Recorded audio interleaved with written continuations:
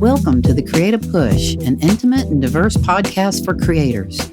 Here, artists and makers of all kinds share tips, knowledge, advice, and inspiration that you can learn from. I'm your host, Sheri Oneal, a photographer, artist, and educator.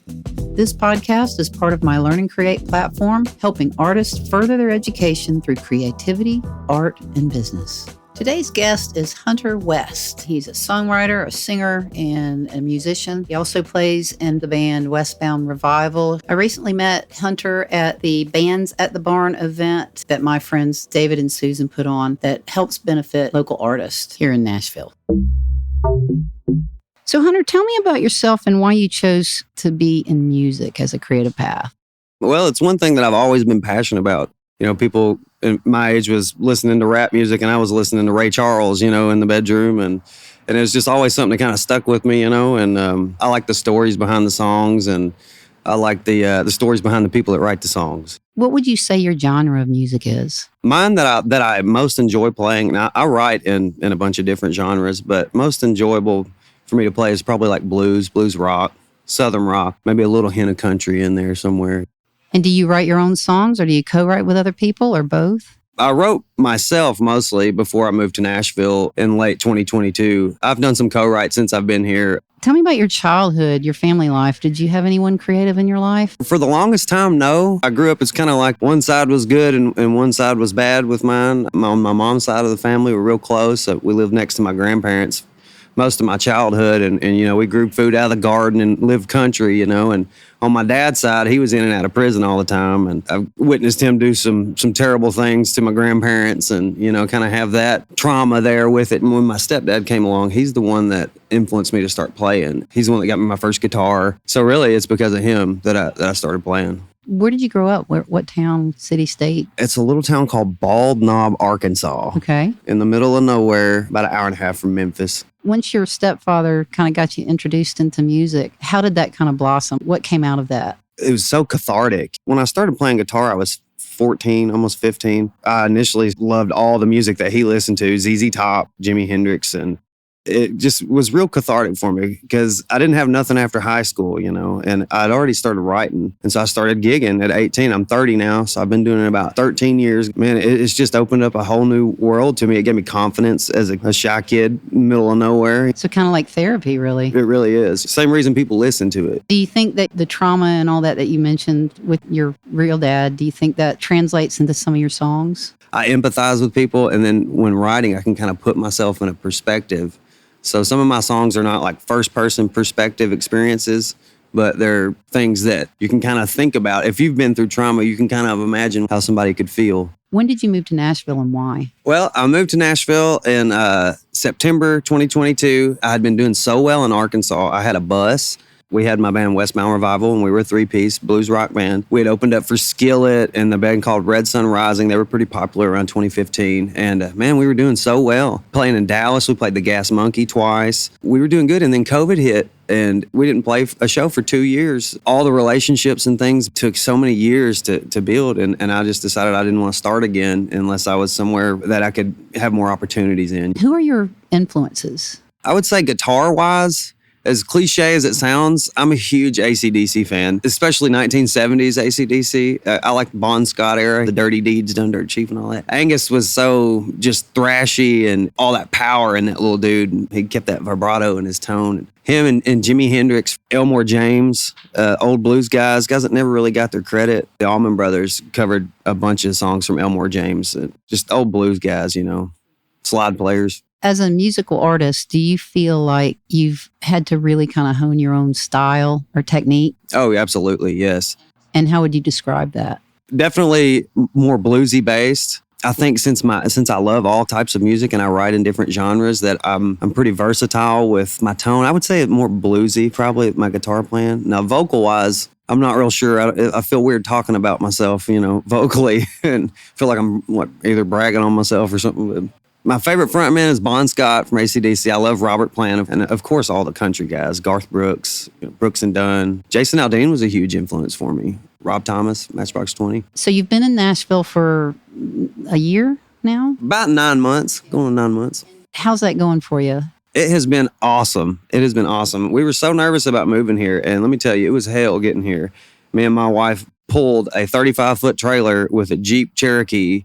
Luckily, it had a big enough engine in it to not blow it out, and we baby stepped it here, and we struggled and struggled and struggled, and finally, the first thing we did was go to Broadway, and my wife got a server job down there, so we started getting money in, and then I started playing on Broadway on the Tootsie circuit.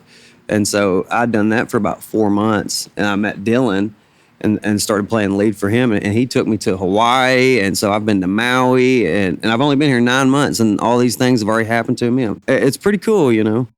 Hey guys, thanks for listening. I hope you're enjoying the Creative Push. This show is a labor of love, and it sure would help if you'd click the subscribe button, share with your friends, and give me a thumbs up rating. If you want to support the podcast, you can offer a small monthly donation to help sustain the work and time it takes to produce future episodes. And you can cancel at any time. Click the link in the show notes for more information. Any support is greatly appreciated, and I'm glad to have you here. Now let's get back to the show. What does creativity mean to you? Freedom, the ability to think outside the box, the ability to express yourself, for sure, knowing the right way to do it. What inspires or motivates you to create? Other artists' stories. I really like, since I'm from the Delta, smack dab in the Delta, right there where all the blues greats come from, you know. I really am inspired by like the Muddy Waters stories, the guys that invented the genre. I mean, they just created this completely different genre of music, and it's been hit or miss the last 100 years, but, you know, I feel like it's just always hanging in there. People love the blues. Do you ever get stuck? What do you do when you get stuck? Don't think about it. If a song can't come, don't force it. Do you take a break?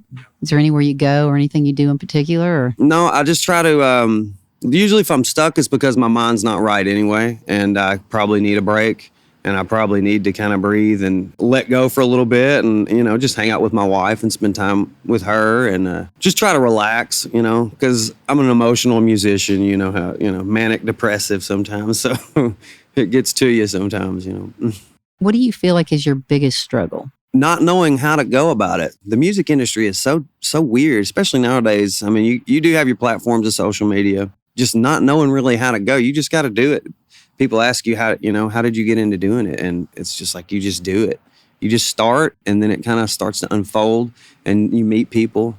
That's networking is the biggest thing, really. What do you see in your future? Hopefully more success, and in terms of, sounds bad, but more financial success. I'd like to be able to support my family, have things, and do this too, and maybe let my wife stop working, because she's been an anchor for me. I mean, she has sacrificed her time to work and let me come here and chase my dream, you know, so I owe a lot to her. Now, do you have management or any of that now? Or I used to, but not since I moved to Nashville. is there anything that you'd like to learn that you haven't learned yet? There's a bunch of guitar riffs that I want to learn. I guess more patience, you know, to breathe. And I think since I've gotten to Nashville, life has kind of showed me, hey, things will work out if you just, you know, you go about it the right way and stay faithful to it. How are you marketing your music right now? That's the part of the whole industry trick there, man. It's tough. I just post as much as possible. I've been doing this 13 years, so I got a lot of fans from back home that support me. Really, I'm learning that as I go now, too, especially being in Nashville, trying to meet people and get in different circles. What's your primary platform when you post? Well, since I'm 30, I started out with Facebook before all these new things. So my Facebook has the most followers on it, and I'm growing my others now. But I do get the biggest pop from my Facebook still. TikTok, of course. You also do Instagram? Yes. What advice can you offer to someone starting out in music? I used to come here to Nashville when I was 18, and it was daunting going to some of these places. And I was a decent guitar player at 18, and you go into some of these places, and there's so many good pickers and singers, and you think, man, how am I ever going to come here and be successful?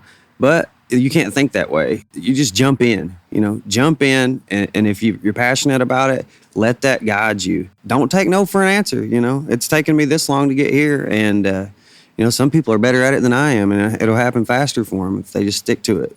Tell the audience where they can find your music and where they might be able to see you play. Westbound Revival, that's W-E-S-T bound Revival, like CCR, of course. That's all on iTunes and Spotify, and there's SoundCloud music out there.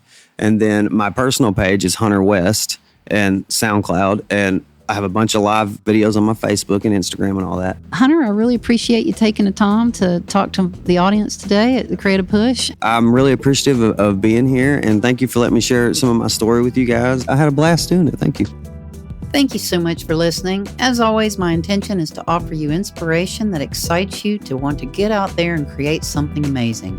Be sure to check out some of the other episodes, and if you like what you've heard, please help spread the word. Give this a thumbs up, subscribe, follow, and share with others. There's more information in the show notes, including links to other great stories, tips, and resources. Drop me a message or comment at any time, and I hope you will sign up to be a part of this creative tribe.